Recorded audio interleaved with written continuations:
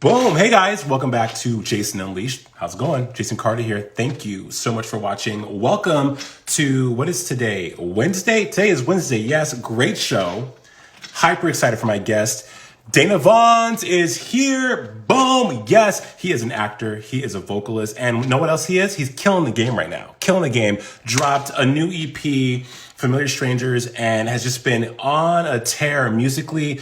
We've seen him on BET's American Soul. We've seen him on Mindy Kaling's show on Netflix, Never Have I Ever. But now he's here. We're going to talk. We're going to get into it. We're going to chop it up. So cool. If you guys have any comments or questions, you guys know the drill.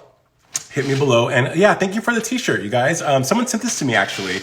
I'm a huge NASA fan. So I don't know, like collecting NASA stuff. I have a NASA hoodie, but that's a whole other conversation. Anyways, let's go live with Dana. He's in the house. Bam. Mm, mm, mm, mm. Dana Vaughns. Hey man, hey brother, I'm beatboxing for you because I don't have like a connection theme song. I know, right? Hey Dana, welcome to Jason Unleashed. How you doing, man? I'm great. I just cracked open a vitamin water. It's an energy one, so Good. let's get it going. Let's get it going. Congratulations on the new EP, Familiar Strangers. You have given us the song of the summer, and we're here for it. Let's talk about this body of work. First of all, the process in creating this. This has been a long time coming. Yeah. Yeah, for sure. Yeah, Familiar Strangers dropped at the end of last year, and yeah, definitely a process. Probably about a 6-month process when I finally looked at the songs that were on it. Kind of like the first song that was on the EP that I made to when it got finished. And yeah, it was a great experience. My first body work that I've ever put out. It was a 6-song EP. Like I said, it's Familiar Strangers. I kind of played up on the idea of being familiar with yourself and the type of feelings that somebody might be bringing you, but you're going through it with a stranger. So Right. it's kind of this contradicting title. And I couldn't be more proud of my first release in that way. I feel like my fans enjoyed it. It brought me way more fans. I don't do it necessarily to have the fans as your numbers, but that's the proof that what you're doing is working. Hey, I feel that. It's been great. I've been working on a lot of new music, but blessed that those songs have just touched people and people go back and listen to them still to this day, and it wasn't just a moment for them. It's something they want to continue to tap into and feel that. So it's been incredible. You're a young man. You're like, what, 22 years old. 22 years old. You had your first solo single back in 2017, and now you're here with this EP, the 6-song EP. The journey from that guy to who Dana Vaughns is now, because there's been an evolution here, brother. You've grown up. You sound differently. What was that process like, and what did you take from all those experiences to pour into this new EP? Man, well, thank you for that. I'm glad that people are seeing the growth within my music, but more than anything, I try to just grow myself as an individual so that the music is just a representation of that personal growth that I've been doing. Yeah. So that's really what you're feeling or what you're sensing. It's not one specific thing. I kind of went into this year already with a different plan of attack with myself, and COVID and all everything that's going on. I think it just allowed me to do what I've been wanting to do just a little bit better. A lot of things that I strive to do take a lot of mental thought. You know what I'm saying? I don't like to just do things off a whim or just, oh, this sounds good or this looks good, let's put it out. I like to put a lot of thought into everything, and I think it allowed everybody, some of my peers, even my team, even give myself more time to just be okay taking the time to think about what I want to think about. And that's what's allowed me to start creating again. What's cool is that, like earlier this year, you were on the Tammy Mack show and you killed that performance, by the way. And you had mentioned that you never had the time to just do that, think and be deliberate with your life, because you have been working since you were a fetus, man. Kids Bop, Disney, I Am Five. I mean, you've had a career in your 22 years, man. Like it's incredible. It's incredible. So, but the importance of your mental health. Dive into that, because I think a lot of people don't understand how taxing it is on you, not only on you physically, but mentally and creatively as an artist. Let's talk about that. Yeah, I think a lot of us as artists, even if we don't say it all the time, like we know that we have a job of stripping ourselves down to ultimately help and heal other people that aren't maybe in such an artistic space to get those types of feelings and those emotions out. Yeah. And I feel like the way that I feel like I can serve my people the best is if I serve myself the best. You know what I'm saying? Mm-hmm. That's what that's that continuous drive. That's the importance for me. It's like even if I don't like to create music out of a space of desperation, need, anything. I'll take in things from different experiences in my life to maybe, you know, reminisce on and write. But I don't. I want to make sure that I'm in the right place because I don't know. There's an underlying tone to everything, and I think we've seen it happen in music, or I have. And I don't want to get maybe too specific, but there's some artists that put out certain music and then things happen to them, or the career doesn't go as planned, or even in some of the most drastic ways, they're taken off this planet. And a lot of people are saying it doesn't make sense. It doesn't make sense, and it doesn't. But from what I'm picking up, I just want to make sure that my underlying message, even within my heart, is right when I record those songs. Because if I'm in a poisonous, you know, place in my own life, even if I made a great song, I don't want to transmit that to the people that are listening to it. And Right. I don't know if a lot of artists really, you know, accept the power that they have. Especially even for me, I have my audience. I take care of them. People have millions of followers and hundreds of millions monthly streams and things like that. It really is a responsibility. And if you don't think you're capable of affecting that many people, then maybe this isn't the job for you, because you are going to affect people who don't have it in their everyday will to, you know, maybe believe in themselves. But if they listen to you, that might give them that extra boost. So I just want to make sure that I'm right. You know what I'm saying? Yeah, 100%. I mean, Cool. what you're speaking on is intention. Your Yeah. intention behind the music you make, and you know, it also goes bigger into manifestation, the law of attraction, and like, you know, you attract what you are. And it's really cool that at your age that you're able to recognize that and be present in that, because there's some people who are like twice your age Yeah. that don't get that. You know? Exactly. And yeah, Uh, I mean, I'm glad to have people around me that I do. I get a lot of questions sometimes like, "Oh, what's the one thing that you learned specifically like this?" Like, it's honestly just been me dealing with myself. I think I was given an advantage slightly. I'm an only child. I have great parents who have put in a lot to me and respect my space and allow me to figure out what I'm good at, you know, what I'm not good at, what I need to get better at. I haven't had a lot of people trying to force me in any direction, which I think is the reason I've been able to progress the way that I have. yeah. And especially with my fans or new followers that might be on this interview or things like that, I think it's we can all imagine those days where we're just by ourselves and we're doing this, and it's like, oh wow, when people say, oh, I cleaned the house today and I did this, oh, I felt so productive. But people don't understand you can feel like that and not do anything. Right. You don't have to be cleaning the house. You have to do that. I've been getting so much better at not even answering the phone. And sometimes people stress about answering the phone. Yeah. Like, certain things like that. And it's like, if you're doing the right thing, if I call you back and I'm like, hey, yo, sorry, I was doing this, there's a level of respect at the end of the day. If somebody's working on themselves, the person who gives you pushback has a problem with working on themselves. So Right. it's about keeping the circle around you that you don't have to explain your process. It's keeping good people and people who get it and understand. I co-sign that Yeah. 100%, man. You, but back to intention. You came into this industry as a dancer, and we're gonna talk about your music some more Yeah. because it's really cool. But you came into this industry as a dancer, Mm-hmm. ended up in a group formed by Simon Cowell, Jamie King, you know, IM5, had some success, but then you completely went dark for a while, and then now you have this. Do you feel like you're living your purpose? I see. For sure. Yeah. I feel like I've been living my purpose my whole life. I mean, ever since I can think back to moments when I was 6 years old, or this, when God was speaking to me in certain ways, or gave me certain visions, or affirmed me beyond just, you know, two friends coming together and just, you know, feeling okay. Like, I really do help people. Yeah. And I think I've had to take a more of a leadership role within myself. I'm already such a leader within my people, but if I don't call myself that leader, they feel like they can only get something from me or get help from me when I come to them. It's like, no, I want to open up the door and let people know to come to me. And there's people that I go to, you know what I'm saying? But Mm-hmm. I feel like because I have been given maybe a faster upload of information, you know what I'm saying, that I want to try to help, and on my biggest platform that I have with my fans and things like that. That's the biggest way I can get out. But I focus on the day to day. I'm sure, you know, anything, even just direct to consumer, whatever that is, Mm-hmm. selling something, you're talking to somebody, anything that's going on in the actual physical right in front of you gives you the opportunity to make the most change. Yeah, it's just been that's why I feel like I've been giving music or all of my talents to just enhance my calling. My calling is people. I won't shut up, you know what I'm saying, if I get on a tangent, and that is my calling.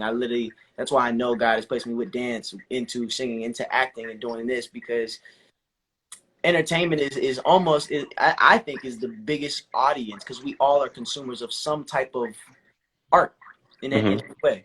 And I think that's why God has placed these talents in me, so that I can just get a bigger audience to then speak upon my own findings, my own truth, and speak about God, and ultimately how I feel like that is, that is the ultimate reason why I'm doing what I'm doing. Like, I have no other message, because I didn't grow up trying to be a singer, trying to be a songwriter, trying to do interviews. I didn't do any of that. So I can't be naive, and I can't be selfish and think that this is because of me. But it's my job to refine my talents and go to singing class and write these songs and do this, because that part. Yeah, like that's my job, you know. So Well, and also, first of all, I want to shout out everyone in the comments. They're loving you yeah, right for now. They're real. saying hello. You got lots of fans, lots of fans. Also, I also subscribe to the notion that if you've been given a talent, it is your responsibility to cultivate, hone, and share that talent with the world. It's a sin not to. But intersectionality here, because you mentioned God, you have shared the stages with amazing people: Cardi B, Coachella, Kanye West, Sunday Service. This year, the Nipsey tribute. I mean, you've had so many awesome moments that there has to be something divine guiding that. Exactly.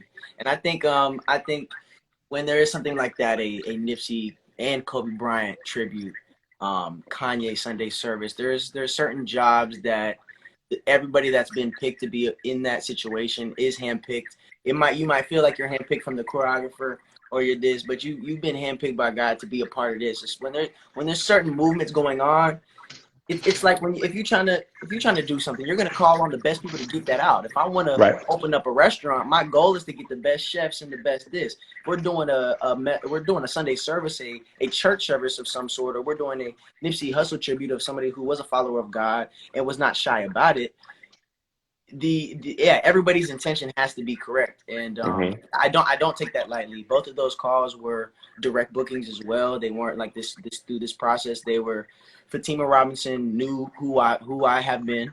Love Fatima. Yeah, I mean she's blessed me with so many jobs and so many opportunities, and it's just I walk as an example for my own self, and I don't really got to speak too much about what's going on, because she, being all that she is, can see the good in people, and even beyond the good. She can see if you're really here for the right reason or if you're not.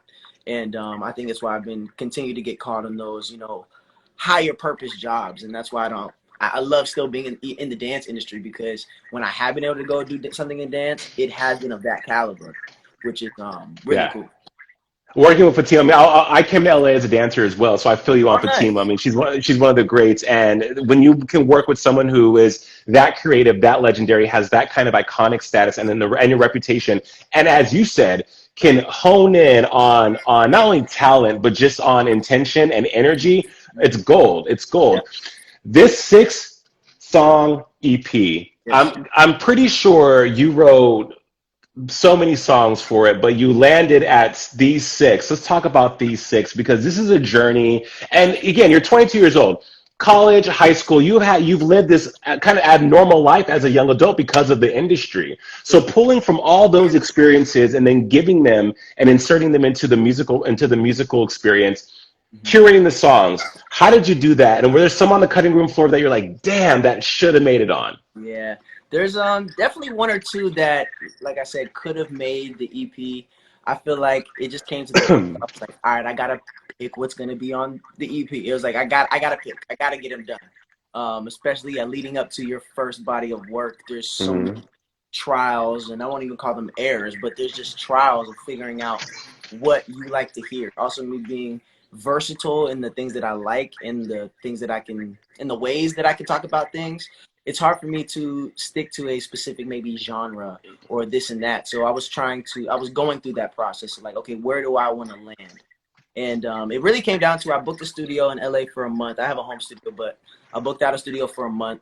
and just it was my first time being in there. I also executive produced the EP, so I was still just an early producer. I've been writing for a year, 2 years at that point, but just demanded something of myself every day. Went there with my stuff, brought my MIDI keyboard. I made Rough Rider.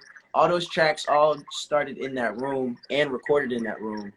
And I finished it in Atlanta. I went to and linked up with Epic Pro, who's a producer who did Bryson Tiller's Don't, a lot of Tamar Braxton records, Bobby and Corday. And went down there and we linked up through just a mutual business relationship. And to be in a room with a multi-platinum producer and bring him your stuff and him to be like, you know what, yo, like, I don't want to touch this. Like, this is actually really dope. Like, there's not a lot of people coming in here with their own flow and sound and way of doing things. And the fact that he helped me change out, you know, the stock kit that I have and use the same kit that he put on Bryson Tiller's Dawn or done it, you know what I'm saying? It brought it up to that next level.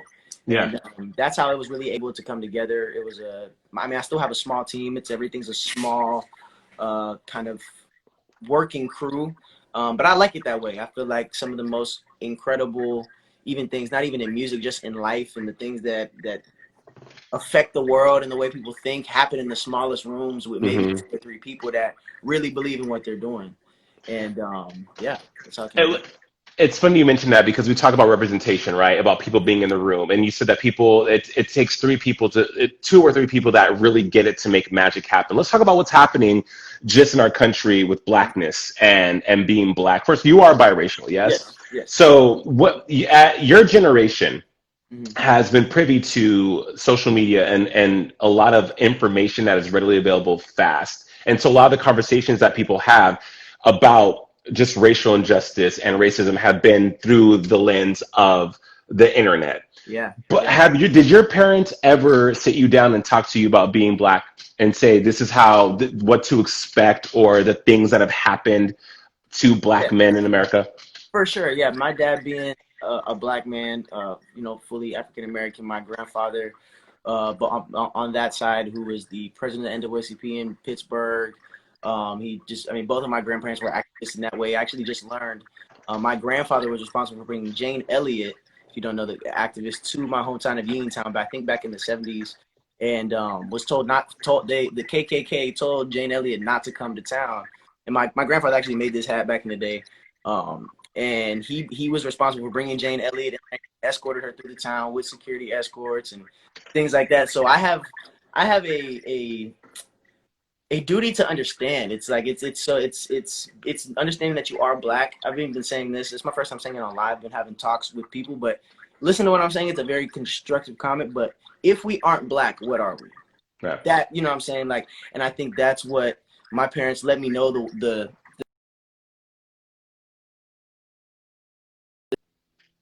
You froze. Go ahead. You're back. You're back. Go ahead. You froze. Go ahead. What were you saying? No, yeah, I was saying, like, if we aren't black, what are we? Not to say to forget it or to not use it to our benefit, but I'm just doing it to taking what my parents have told me and gave me the warning signs of being black in America. But I think they did a great job of warning me, but not scaring me of being myself. And I feel like that's something that we all need to be doing a little bit better of a job of, is like giving the right information, but making sure that we know how to ingest it better before we spit it onto our youth in a way that still makes them scared. You know, we have to be very, very intentional and very intellectual when it comes to how we're talking about these topics, because some of the ways that we were told the things are a reason we're responding the way that we are, or responding in a less educated way because we were told something and then didn't go do the research ourselves. Right. And and they've given, like you're saying, we have the opportunity to do that now. So I think there is there's a great growth opportunity for everybody, no matter gender, race, whatever, Pride Month. It don't matter what it is. There are books to be read, and I've been getting at this piece. To me, is trying to just look up some of the, not even necessarily scientific, but just like why are we scared when the light gets turned off at night? Are you scared of a dark room, or are you not scared during the light time? Okay, if we can understand that concept, then let's understand why people maybe think that things that are darker are just worse. You know what I'm saying? If it's right or wrong. But most people are scared of a dark room instead of a light room. It's just things like that where it's like I'm just trying to make myself comfortable with the uncomfortable conversations, because I feel like that's where the real magic or the real truth could be. You know what I'm saying? Yeah. Because what's happening is evident. It's not fake. It is actually happening. Hmm. I'm trying to Yeah. figure out why we got here. And then once we figure out why we got here, why did the people who put us there feel like they were able to do that? What gave them the ammo to do that? Then Yeah. it's just about tracing back. It's just about tracing back. And history repeats itself only when we don't realize it Learn and change it. and learn from it. I agree. Yeah. Have people? I mean, you said the youth, and have people? You have thousands of followers. That I mean, they're watching now. Yeah. Yeah. Have they reached out to you and try to and have you had conversations with them about what's happening? I had a couple conversations with a couple of supporters. And at least for my fans, the day one shout out. I feel like ever since me being, a solo artist and doing this, my message has been consistent, and I just push forward personal growth. I think I remember probably like a year and a half ago, I was having an issue with even some of my peers, even just how I felt everybody was moving. Is like everybody felt like everything had to be such a group thing, such a this and a that. And at a time like this, now we're coming together. But I'm talking before pre 2020. You know what I'm saying? I feel like I was feeling even in my community that it's like if you don't get down with everybody, then nobody's gonna rock with you. Right. Yeah. And I've never succumbed to that pressure, because I'm like, nah, sooner or later, like I want to be rubbing elbows with the people who got themselves together, so that when we do go rub elbows, I ain't got to worry if you didn't put lotion on. You know what I'm saying? Like Hmm. I only want to be dealing with people who literally focus on themselves more than what they're doing. You know what I'm saying? Yeah. That's the only way that it's like a soldier. Hmm. Respect to my cousin Michael Smith. He just went back out on duty today. I'm not sure if there's a lot of other families or people who have people in the armed services and military and all those things going out, but he went out today, and he put up this video personally to my family for like 6 minutes, and it was a big day for perspective for me. And it's when it comes to music or anything, he got to make sure his body's together. He's trained. He is doing that so that he can fly that helicopter and that he can ultimately stay alive. Yeah. And not all of us are on that battlefield right now. We're freaking having an interview over our iPhones. So for something to me like that is like, if he can do that and actually put his body and actually be facing death, in front of him every day, then we all have a different duty of just training ourselves and being honest and being on a certain regimen that will feel good.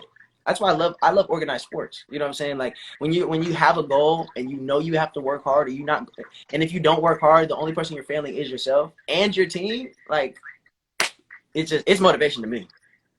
Well, you do work hard. I mean, you mentioned consistency and hard work, and that's something that we've seen you definitely deliver in your career. I mean, you've gone from dancing, boy band, solo artist, actor on some great shows. Yeah. American Soul, Curtis, BET, Mindy Kaling, Never Have I Ever on Netflix. I am fascinated, D, with how good music artists are as actors. Janelle Monáe, Common, Most Def, Ice Cube, Tupac. What parts of Dana do you pour in emotionally into your roles? Like, how do you do you take that music Dana, put it into acting? Like, how does that come about? Because it's just everyone's so good. Mm-hmm. I think it, like I was saying earlier, as an artist, no matter what your medium is, I think we are able to, like I said, strip ourselves down and kind of mold ourselves to help whatever situation we're doing, whatever show we're doing, song we're promoting, anything like that. And I think that's why a lot of artists do have a good career in acting, is because I do bring myself into every role. It don't matter. You can check on Americans. I got my own watches on. I keep my own earrings in. And it's minuscule stuff, but I know that it's me. And I think I get the most inspiration from myself. I really do. I get my most confidence from myself. So the way that I'm going to be able to attack a character the best is if I go in there like, all right, Danny, you finna go in here and you finna smash this character. Instead of being like, oh, I got to break myself down and be Marcus or do this. It's like, nah, they called you to do the job. So you got to call on yourself to get the job done. Yeah. So I definitely bring myself into the picture, and it helps. I feel like it helps round out my character. Also gives the producers, the writers, a different view of the character that they maybe didn't anticipate for. So yeah, but I can't wait for my acting career to continue. I think it's going to be something that I'm going to be doing a lot more, especially even in my older years and when my body can't be dancing the way that I'm doing and things like that. That's why a lot of the greatest actors are older, because they have more experience to pull from. So Right. yeah, I'm But excited. what roles are you looking to dive deeper into? Do you want to do more comedy? Is drama like what speaks to you the most? Because people have their thing. They have their Mhm. judge. Some people are comedic actors, some are drama, some are some prefer I don't know, some prefer procedural cop dramas. Yeah, right. What are you wanting to go more into as an actor? What feels right? As an actor, I'm really interested in getting more into like the comedy space. I not feel I know I'm really funny on a day to day. on, Like, on a daily? yeah, I am really one of the funniest people I know. I'm very quick witted. Like, I'll roast anybody. There's a lot of stuff that just, what I'm saying, that I wish I could put into a script, or just like, wow, man, we should have filmed that, or something like that. And for me as an actor, being probably the newest, part of my entertainment that I've really stepped into on that scale, um, I'm looking for ways to bring my personality into the script more, and I feel like comedy is the way for me to do that. Some with certain dramas or certain things like that, you really kind of got to stick to the script. But I feel like with comedy, if you continue to work on your timing, study the grades, Mhm. certain things like that, they will trust you with your own lines. If I can see like a certain actor's career, Adam Sandler, I feel like, is a great influence for me. He's a very funny dude, but even if you like look at his movies, his counterparts and his co-stars are like the really really funny ones. He's Mhm. the bass, and he sets up everything, and then he just did Uncut Gems, which is a Right. bomb.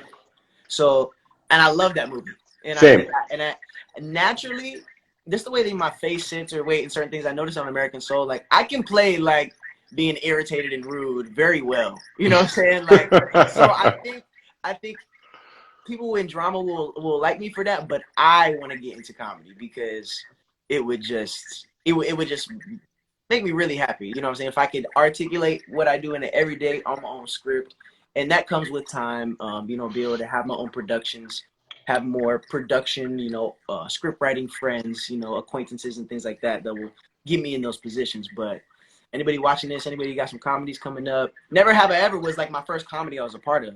So to just be on that set and feel how it was so light, and if you had an ad lib to throw in there, they didn't shut it down. It inspired me and made me want to do more of that. I love that. I want to shout out Mike and Mel for life right now. They're sending love, and Hey, also David Duane says he'll roast you. hey, come on, man. David But has too much to be roasted on. I don't even need to get started on him. Dana, it's true though, because look, you brought up Uncut Gems from Adam Sandler, which he should have won an Oscar for. But again, Adam Sandler has historically been known as comedic, funny, Happy Madison, like that genre. But then to really go into something as deep and as nuanced and as just left field from as Uncut Gems really speaks to his breadth of work and the immense vat of talent he has. So I think it's a great thing for you to go to comedy because you can always pivot back to drama, and that shows so much range and Mhm. shows exactly what you're made of. This new EP was the snack, bro. It was a snack. It wasn't the full buffet. We need the Thanksgiving dinner. When are we getting the full length LP? When is that coming? Ooh, so I think, well, I know I'm gonna drop another EP this year. I think the full LP is gonna come next year. It's just something that uh, I'll know it when it's right. Um, I was actually going into my next project thinking I was gonna do a whole album, and my manager Nick was like, we're only doing an EP this time, right? And I was like, word. I was stressing and trying to get like 6 more records done. He's like, nah, bro, the EP's done. Like, you have enough songs. I was like, oh wow, okay. But I mean, full album, I can say this next year. It's got to be that year. Next year is really gonna be that year for me. I've been waiting on me being 23 forever. To a lot of people, which is like Jordan year, but I was saying it before I even knew Jordan year was a hashtag. So it doesn't matter. I've been waiting on 23. So I will drop a full LP next year, but I have I think another 6 to 7 song EP dropping probably late September. Latest probably October, but I'm working on it right now. I just got my recording schedule and all the budget approved and all those types of things. So about to start recording, mixing, and mastering. And this next project, man, is a elevated continuation of the conversation we were having prior to my last Yeah. EP. And yeah, I believe I'm gonna call it Love So Different. It's kind of putting out there. I said it for the first time yesterday, so it's kind of like a little exclusive. Love so Exclusive, different. love so different, and so they're dropping in September possibly. Also, congratulations on Never Have I Ever getting renewed for a second season. Oh Uh, snap! What? yeah, David just breaking news on Jason Unleashed. Let's You go. just got renewed. Thank you, David. Thank you, Let's go. David. But we love it, man. We want more music. The fans, I mean, you've been killing it in streams on Spotify and all the streaming platforms. People are here for it. You have legions of fans that need the music, Dana. They need the music, and it's coming. They We are. love it. We love it. Before I let you go, man, I have to ask. The sky's the limit. You want to act. You want music. You want you have these things. Do you have time for love? Is there someone? There's some love in your life. The kids want to know. Yeah, there definitely is. Everybody is like, yo, you can't be writing like this. You can't be talking like this if there's not somebody like that. And yeah, I definitely have the love of my life. It's just this girl named Carly that I've known since I was 7 years old from Charlotte, North Carolina. It's like this. I've never told my whole story with this because like our story is very inspiring and will change a lot of lives as well. Even beyond what I'm working on in music and things like that. She has really been my silent inspiration, and only silent to the people, but even before, I mean, I've been in love with this girl since I was literally before I was 10 years old, and told her I'm finna marry you at 8 years old, and she did not believe me, but it was just like, yo, you're crazy, like we're too young. I'm like, okay, just wait. And even before I even did anything, like God literally is, and it's a God thing. Like God has always told me, like, do what you got to do. You gonna get Carly, and that's so. The fact that I heard that so clearly at like 13, 14 years old, I ain't have to tell her that. You know what I'm saying? I just continue to do what I do, and yeah, that she's my secret sauce. I put my secret out there right now. I don't really even be doing that. I'm not into one who likes putting up my relationship status or my things like that to benefit from the marketing plans of it or the getting free clothes or what I'm saying. I don't do it like that, but best believe every strong man I think on the outside has a rock on the back end. Even it doesn't have to be a woman, whatever that lover is though. You know what I'm saying, that really expects the highest from you for yourself, not for them, and that's what she does for me.